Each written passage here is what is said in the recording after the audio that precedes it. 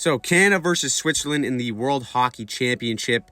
You got Detroit Red Wings center Joe Veleno, who finds himself in a corner battle with Niederreiter. Now, usually in these board scrums, you can get some cheap shots, right? You get maybe a couple cross checks, can sometimes eat a few elbows if you're lucky, but Joe Veleno full-on stomps on Niederreiter's leg with his skate. Luckily for both of them, Niederreiter was okay, but then, of course, the wires get crossed for Niederreiter, and he goes straight after Veleno. Gives him a couple cross checks, a couple shoves, but to make it worse, Veleno dives on the play and acts like he got shot, and that results in a Niederreiter penalty. On top of all that, Canada would actually end up scoring on that same power play. Probably one of the dirtiest plays I've seen in a while with an intent to injure like that. For me, it's weirdly similar to the famous Matt Cook incident where he steps on Erik Karlsson's Achilles tendon. Niederreiter got super lucky here. It looks like the skate didn't cut him in any way, but if it's even slightly on the wrong angle, it could have been way worse. The good thing though is that the puck doesn't lie, and the Swiss would win this game 3-2,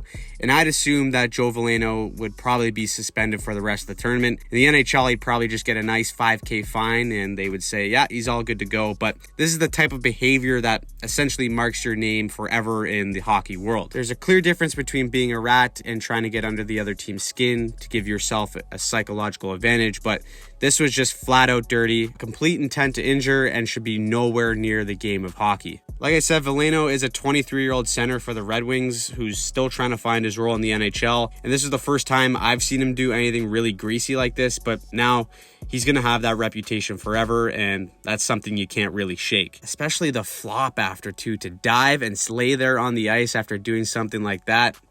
That is just some greasy behavior. And actually, Evander Kane took to Twitter to say that this is why fighting in hockey is needed. It discourages ideas like this and helps police the game effectively. If you remember earlier in the year, Evander Kane got cut by a skate blade by Patrick Maroon, and that was by accident, and he still missed a whole bunch of time. In this situation, I have to agree with Kane, because if Veleno feels the fear that he's going to have to drop the gloves with someone, or he's going to get his ass kicked if he does something like this, he would never even think about doing this in the first place.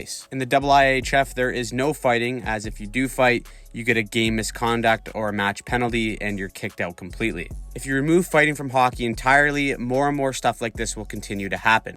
Anyways, quick one today as I'm still working through my Dallas and Vegas breakdown, but what's the dirtiest hockey play you've ever seen? I thought I'd share this as a shining example of what to never do when you're on the ice. Veleno was lucky that there was no killers out there on the ice, and that's a whole other discussion, but when you do something like that, you earn yourself a royal beatdown. Anyways, drop a comment, and if you want to see more hockey content, make sure you click that subscribe button.